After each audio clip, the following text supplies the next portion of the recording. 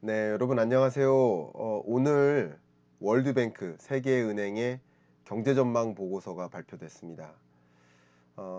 세계은행은 경제전망 보고서를 매년 1월에 발표하고 또 6월에 발표합니다.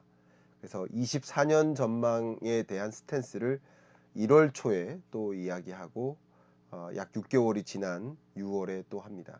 그래서 24년 하반기는 어떨 것이고 25년은 좀 어떨 것인지를 가늠할 수 있는 그런 계기가 되지 않을까 생각합니다. 그래서 지금은 저의 언어로 표현하기보다는 월드뱅크 경제전망 보고서를 가지고 또 월드뱅크에서 사용하고 있는 그 해당 PPT 자료를 활용해서 이렇게 있는 그대로 가급적이면 제가 드라이하게 저의 의견보다는 이렇게 전망하고 있다라고 그냥 해석하는 수준으로만 말씀을 드릴 수 있도록 하겠습니다. 바로 가도록 하겠습니다. 월드뱅크의 경제전망 보고서는 글로벌 이코노믹 프로스펙트 GEP라고 합니다. IMF는 월드 이코노믹 아웃룩이라고 표현을 하고 있고 월드뱅크는 GEP로 표현을 하고 있습니다. 좀 차이가 있겠죠. 어쨌든 이게 표지고요. 이 표지의 제목만 여러분께 잠깐 말씀을 드린다면 제목에서 여러분 보시는 것처럼 세계 경제가 stabilizing, 그러니까 좀 안정화되고 있다. 이제 안정세를 찾고 있는 것 같다. 코로나19 때 굉장히 크게 흔들렸고 또 2022년 러우 전쟁 이후에 정말 강한 인플레이션이 나오면서 그 물가를 끌어내리기 위해 금리 인상을 단행했죠. 그래서 또 굉장히 많이 흔들렸었어요. 언스테이블 했었죠. 근데 지금은 세계 경제가 스테빌라이징, 그래도 안정화를 찾고 있다. 다만 but at a weak pace, 굉장히 취약한, 그러니까 경제가 안정화는 됐지만 그 안정화가 저성장화되고 있다. 이렇게 좀 표현을 해볼까요? 여전히 좀 취약한 구조화에 안정화됐다. 이게 무슨 말이냐면 굳이 따지면 이 스테빌라이징이 예전처럼 고성장세를 찾아서 안정화됐다라기보다는 과거의 고성장은 이제 어렵고 저성장 고착화돼 버렸다, 이런 느낌인 거예요. 예, 이해 가셨죠? 그런 느낌으로 좀 이해해 주시면 도움이 될 것 같습니다. 저는 그렇게 이 표현들을 해석하고 있고 월드뱅크의 전망에 기초해서 말씀을 드리는 것입니다. 그래서 저의 이런 문구에 대한 해석은 뭐 사람마다 차이가 있을 수 있지만 저는 최대한 노력해서 객관적으로 이런 월드뱅크의 전망을 여러분께 그대로 전달해 드리기 위해 좀 노력해 보도록 하겠습니다. 이게 가장 중요한 표라고 볼 수 있을 것 같아요. 보시면 코로나19 이전 2010년대의 경우에는 월드 세계 경제가 3.1%로 성장했거든요. 근데 20년 마이너스 성장, 역성장했었고 그리고 22년에 그래도 회복되는 듯 했다가 23년, 24년 3%대로 충분히 회귀되지 못하고 그냥 3% 언더에서 맴돌고 있다, 이런 느낌이죠. 그래도 뭐 정말 2%나 0%를 밑도는 흔들리는 경제가 아니라 저성장세로 고착화됐음에도 불구하고 그래도 안정적인 흐름을 보이고 있다, 이런 느낌인 거죠. 예를 들면 유로피언 국가들의 성장세가 제로 성장, 1% 성장 함에도 불구하고 그 저성장 체제로 안정화된 흐름하고 좀 다른 거죠. 그죠? 고성장하던 나라가 저성장화돼서 안정적인 흐름을 갖는 것과 좀 다르죠. 그런데 재밌는 거 말씀드리겠습니다. 월드뱅크는요, 이렇게 선진국 Advanced Economies와 EMDE, 이것은 Emerging Market and Developing Economies의 약자입니다. 그러니까 신흥개도국이라고 좀 표현해 볼게요. 이 두 개로 구분을 하고 있는데 보시면 선진국들의 성장세가 1.5, 1.5, 1.7이에요. 신흥국들의 성장세가 4.2, 4.0, 4.0이에요. 자, 이렇게 본다면 선진국들은 그래도 성장세를 유지하는 모습이고 신흥개도국들이 과거의 고성장을 못한다 이렇게 표현해 볼 수 있겠네요.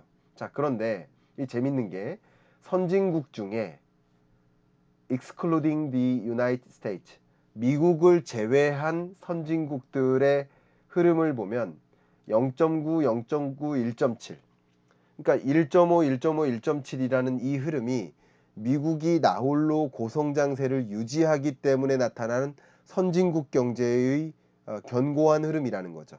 이게 무슨 말이냐? 반평균 성적이 부진해요. 근데 1등 하는 친구가 성적이 계속 올라서 평균 성적이 올라주는 느낌? 그런 느낌으로 여러분 받아들이시면 좀 도움이 될 것 같아요.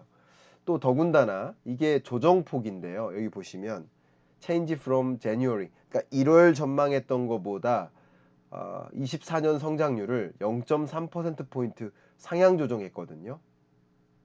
그리고 25년은 0.1%포인트 상향 조정했거든요. 근데 미국을 제외한 국가들, 그러니까 선진국 중에 유로존이나 일본이나 한국이나 호주 이런 나라들, OECD 국가들, 이런 나라들이 선진국 권역인데 주로. 근데 미국을 제외한 이 선진국의 성장세는 24년 하나도 조정된 적이 없어요. 그러니까 24년 성장률을 놓고 봤을 때 상향 조정된 것은 미국 경제를 놓고 봤을 때 5.5%까지 기준금리 인상했으면 그것으로 인한 경제 충격이 있을 것이고 경기 둔화로 이어질 것인데 미국이 생각보다 경기 둔화가 안 나타나고 여전히 더 강하게 과거보다 더 강한 흐름을 보이고 있구나 라고 느낄 수 있단 말이죠. 이해 가시죠? 바로 그런 겁니다. 그리고 또 재밌는 것은 신흥국들이 있고 신흥국 경제 성장률을 0.1%포인트 상향 조정했는데 중국을 제외한 국가들의 성장세는 특히 23, 24년 그거보다 못한 흐름이죠.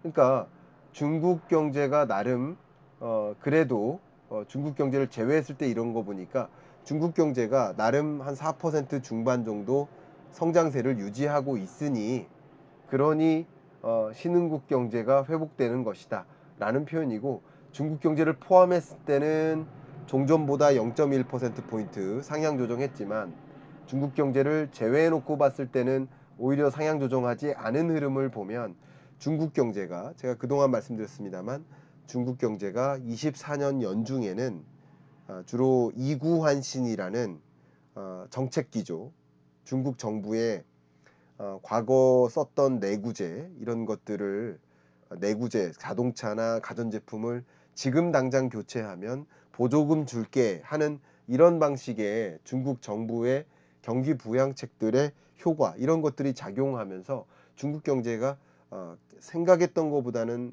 견조하거든요.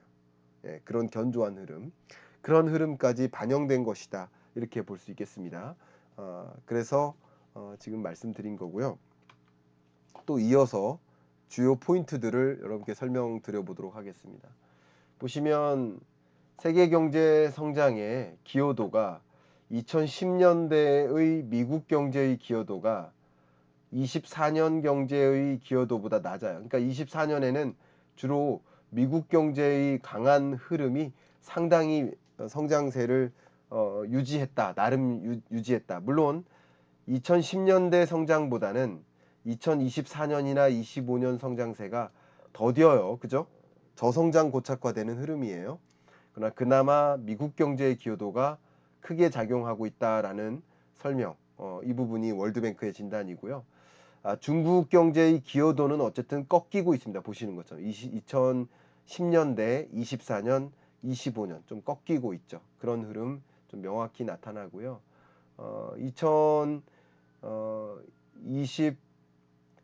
5년 동안의 성장세가 2010년대보다 낮다. 2010년대의 성장세를 100%라고 한다면 이 기준이 100%라고 한다면 GDP 증가세는 한 80% 수준, 그 인구 증가세도 뭐 한 77% 수준으로 더디게 인구가 증가하고 과거만큼 강하게 인구가 증가하지 못하고 과거만큼 강하게 성장하지 못한다라는 흐름이고, 특히 신흥개도국 그 EMD 신흥개도국들의 흐름이 이렇게 전개되는데, 여기서 중국과 인도를 제외해 놓고 보면 이 빨간색이에요.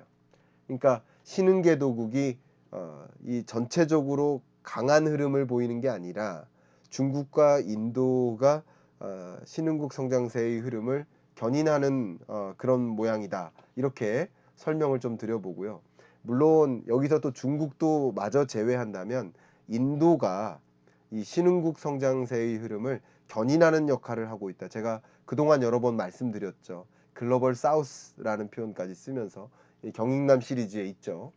인도 경제를 중심으로 신흥국 경제가 굉장히 빠르게 도약하고 있다. 여기까지의 이야기를 좀 종합해 보면 어쨌든 2010년대 경제보다 2020년대 경제가 더딘 흐름이고 저성장 고착화되는 흐름인데, 나름대로 그 안에서 미국이 강한 흐름이고 또 인도가 강한 흐름이다, 이런 말씀을 드릴게요. 물론 중국도 강한 흐름 맞아요. 그러나 과거의 고성장세를 생각해 본다면 중국 경제가 뭐 4%대 성장, 혹은 미래적으로 보면 2029년까지는 3%대 성장으로 저성장화되고 있으니까, 이런 것까지 고려한다면 정말 인도를 중심으로 신흥국 경제가 역할을 하고, 또 미국을 중심으로 선진국 경제가 좀 유지된다, 이런 흐름으로 여러분 받아들여 주시면 도움이 되지 않을까 생각합니다. 월드뱅크에서 판단한 그런 글로벌 경제의 흐름에 방해, 제약 요인이 될 만한 리스크 요인은 무엇일까를 제시를 했거든요. 좀 많이 있지만 제가 하나하나 말씀드릴 수 있도록 하겠습니다. 자, 첫 번째는요, 지오폴리티컬, 그러니까 지정학적인 긴장감, 그리고 좀 군사적인 충돌, 갈등, 이런 것들이 가장 중요한 세계 경제의 방해 요인이다. 이런 것들이 다시 부상한다면 국제 유가가 치솟고, 그러면 물가 안정세는 좀 어려워지고 2차 인플레이션도 가능하고, 그러면 추가 금리 인상을 하거나 금리 정상화, 금리 인하로 나아가기가 어려워지거든요. 그게 세계 경제의 회복을 방해하는 걸림돌이 될 수 있겠다라고 보는 첫 번째 요인입니다. 다운사이드 리스크죠. 그리고 further trade fragmentation, 그러니까 이 fragmentation이라는 단어는 분절화예요. 그러니까 글로벌라이제이션의 반대말, 이렇게 생각하면 좋을 것 같아요. 여러분 이제 퍼즐 있죠, 퍼즐. 세계 지구에 퍼즐이 있는데 그 퍼즐을 다 맞춘 게 글로벌라이제이션이고, 퍼즐을 다 흐트러 놓은 거, 그게 프래그멘테이션이라고 보시면 좋아요. 이게 뭐냐면 파편화돼서 그 블록 경제끼리만 교육을 하는 거예요. 이게 지정학적 긴장감과 연동되는 이야기입니다. 이런 것들이 결론적으로 세계 교역량을 위축시키고 그게 세계 경제의 성장세를 더디게 만든다, 이렇게 볼 수 있겠습니다. 이 안에는 보호무역주의도 같이 들어간다고 볼 수 있겠습니다. 보호무역주의뿐만 아니라 예를 들면 미국이 틱톡을 규제한다든가, 또 알리테무 쉬인 중에 쉬인을 유럽 집행위에서 강력 규제 대상 리스트에 포함시킨다든가, 뭐 이런 것들도 디지털 보호무역주의, 디지털 국수주의에 해당되니까 그런 것들이 further trade를 분절화시키는 요인이다라고 설명드리고 싶습니다. 그 다음 이게 무슨 뜻이냐면 policy uncertainty, 이게 뭐예요? 정책적 불확실성이 heightened, 고조된다. 정책 불확실성이 고조된다. 이 정책 불확실성이 고조된다는 얘기는, 예를 들면 특히 뭐 트럼프가 만약에 당선이 돼서 기존의 어떤 전기차 보조금을 지원해 줬었던 그런 것들을 아예 폐기한다든가, 그러니까 어떤 정책들이 새롭게 튀어나올지 몰라서 그동안에 그런 정책하에 경제가 운영될 거라고 가정하고 기업들이 어떤 그런 신산업에 적극적으로 투자를 단행하고 했었던 모습이 있을 텐데 그런 움직임을 정책이 이렇게 뒤틀릴 때마다 기업들의 움직임이 또 뒤틀리는 거거든요. 저는 개인적으로 정말 많은 기업들을 만나고 있고 주로 기업들이 어, 경기를 정확하게 판단하고 앞으로 경제가 이렇게 흘러가니 이런 식으로 경영 전략을 취하세요라는 제안을 드리는 역할을 정말 많이 하고 있습니다. 어, 그런 관점에서 기업들이 정책에 뒤틀림이 있을 때, 그러니까 지속 가능한 정책이 아닌 뒤틀리는 정책이 있을 때 기업의 어떤 경영 전략도 계속 뒤틀리는 거거든요. 그것도 좀 방해 요인이 된다라는 표현이 되겠습니다. 그 다음 higher for longer interest rate. 앞에 말씀드렸던 것처럼 물가가 잘 안 잡힌다. 그러면 고금리를 더 오랫동안 취할 수 있겠죠. 더 오래 더 높은 금리를 취할 수도 있겠죠. 그렇게 될 경우 역시 경제에 하방 압력이 작용될 수 있겠다라고 표현하는 겁니다. 그리고 more frequent natural disasters. 이게 자연재해예요. 기후변화 위협 속에 우리가 놓여져 있기 때문에 더 빈번한 기후 관련 재앙들이 찾아올 수 있다. 뭐 슈퍼 엘니뇨라고 하든가 제가 24년 경제전망서 발표할 때도 기후재앙 문제 좀 강조했었고 슈퍼 엘니뇨 같은 것이 가장 위협적인 요인이 된다라는 말씀을 여러 차례 드려왔었는데 바로 그겁니다. 예, 그런 것들도 해당되겠다라고 여러분 생각해 주시면 좋겠습니다. 그 다음에 자료를 또 보여드릴게요. 보시는 것처럼 weaker than expected long-term growth. 앞에 말씀드렸던 그 장기 어떤 성장세가 그래도 unstable이 아니라 stabilize 된다라는 표현을 했었는데 그렇게 나름의 성장세를 유지할 거라고 생각했던 그 기대가 꺾이면 그것이 좀 리스크로 작용할 수 있겠다. 왜냐하면 기업들이 그렇게 세계 경제가 성장할 거야라고 기대하고 신규 투자를 단행하고 하는 것인데 그런 흐름이 야기되지 않는다면 그게 부정적인 다운사이드 리스크로 작용할 것이다라고 보는 거죠. 그 다음에 faster monetary easing with lower inflation. 생각보다 물가가 빨리 안정화되면, 그죠? 그러니까 예를 들면 물가 상승률이 미국을 기준으로 9.1%에서 CPI 기준으로 지금 쭉 떨어지는 거죠. CPI 기준으로 쭉 떨어지다가 이게 만약에 금리 인하 시점이 너무 더디면 물가 상승률이 2%를 밑돌 수 있거든요. 이해가세요? 물가 상승률이 아예 2%를 밑도는 순간까지 금리 인하를 또 단행하지 않으면 이제 미국은 디플레이션 위협에 놓이는 거예요. 이해가시죠? 그러면 또 어떻게 합니까?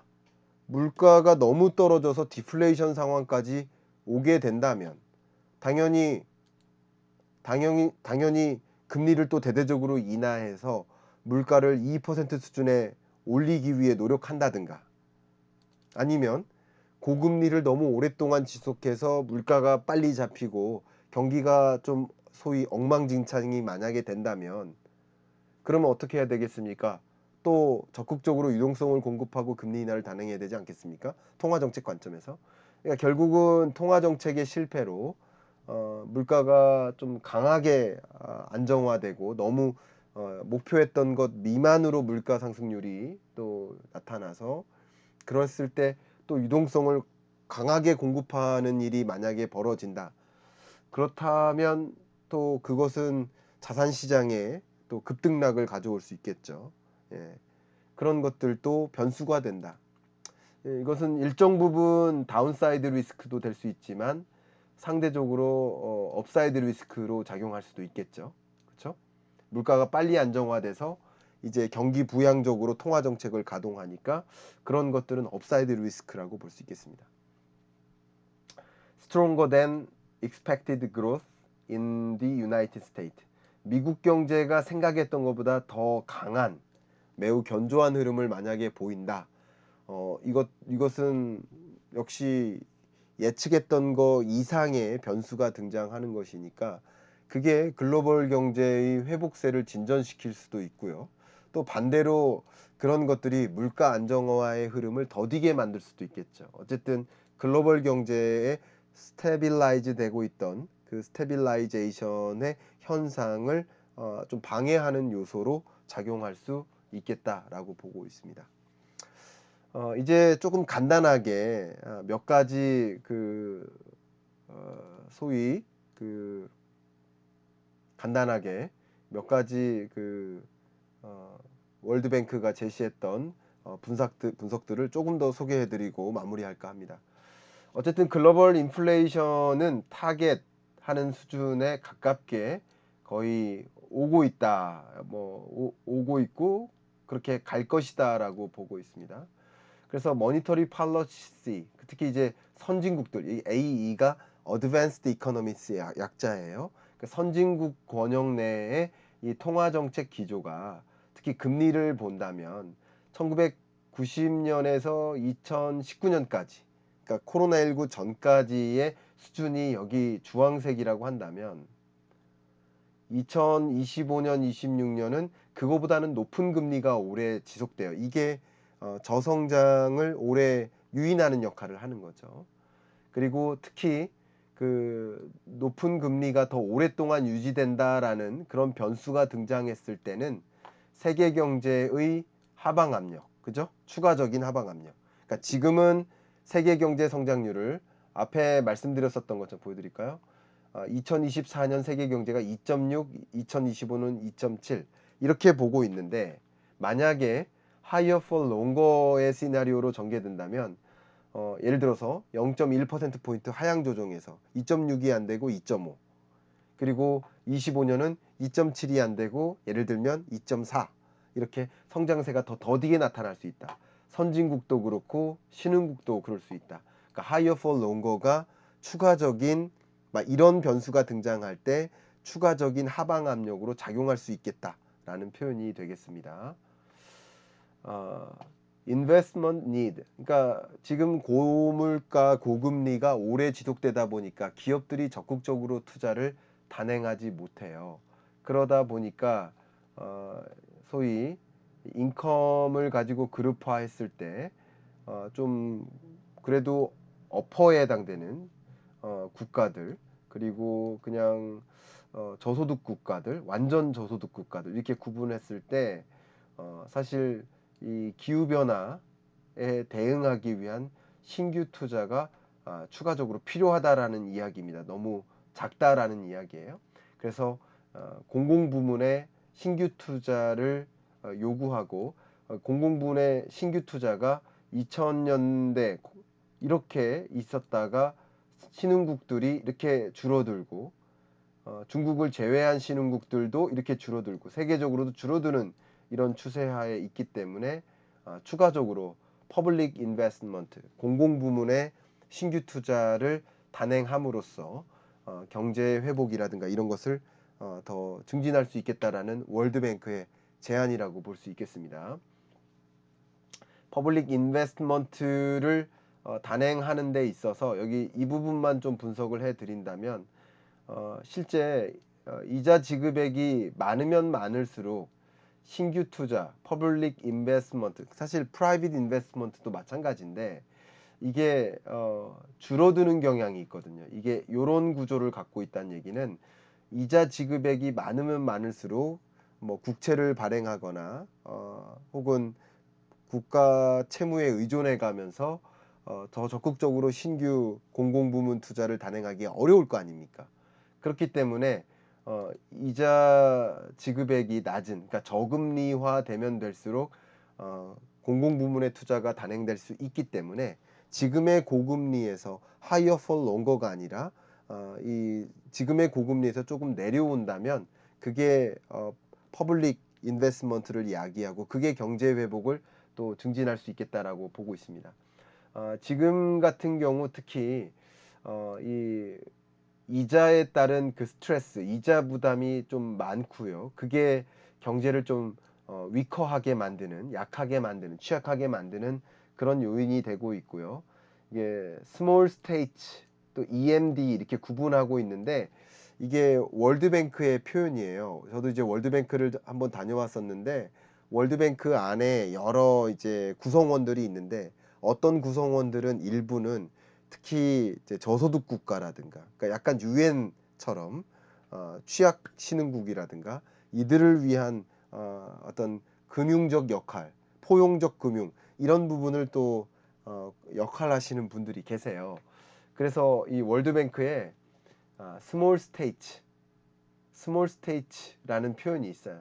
이 스몰 스테이트는 그러니까 월드뱅크의 멤버 중에 또 상당 비중이 여기 보시는 것처럼 150만 밀리언이 100만이니까 150만 명의 인구가 안 되는 그런 나라들을 스몰 스테이츠로 분류를 합니다. 그러니까 상대적으로 경제적으로 취약한 그런 나라들인데 그런 나라들일수록 더 높은 리스크 하에 놓여져 있다. 그러니까 빚에 많이 의존하고 있고 그런 나라들일수록 더 높은 이자 부담에 놓여 있다. 근데 그런 나라들이 아닌 그 밖에 신흥 개도국 중에 강한 나라 있죠. 브릭스 국가들.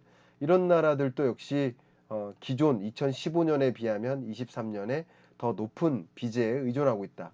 그러니까 debt stress, 그러니까 이자 부담을 많이 갖고 있고 굉장히 높은 리스크, 빨강색이죠. 에 놓여져 있다. 뭐 이런 표현들을 또 하고 있습니다.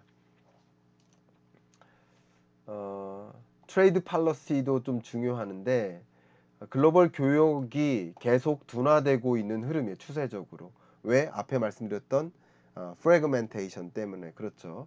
폴리티컬, 지오폴리티컬 그런 긴장감, 컨플릭트 이런 것들이 고조되고 있으니까 트레이드가 어떻게 되고 있어요? 디스톨팅. 그러니까 디스톨팅 교역을 이제 이렇게 흔들어 놓는 그런 각종 팔러시들이 많이 있어요. 예를 들면 미국이 뭐 관세 장벽을 뭐 끌어올린다든가, 그죠? 아니면 보호무역 조치를 단행한다든가, 뭐 아니면 일본이 2019년에 했었던 반도체 핵심 소재 공급을 차단한다. 이런 종류의 세계 교역을 흔들어 놓는 그런 몇몇 강대국들의 정책들이 있습니다. 그런 것들이 어떻게 되고 있다? 계속 고조되고 있다. 그러니까 글로벌 무역이 어떻게 되고 있다? 언설턴티가 글로벌 무역 정책의 불확실성이 계속 고조되고 있다. 그러니까 이런 것들이 향후 교역 중심으로 경제가 성장하기보다는 자국 내 경제 중심으로 혹은 몇몇 국가들을 중심으로 성장세가 좀 유지될 수 있다. 이렇게 볼 수 있겠습니다. 제가 쭉 넘겼는데 슬라이드 쇼는 끝났네요. 자, 이렇게 보시는 것처럼 월드뱅크의 그 각종 뷰들을 여러분께 좀 확인시켜 드릴 수 있는 그런 자리를 만들었고요.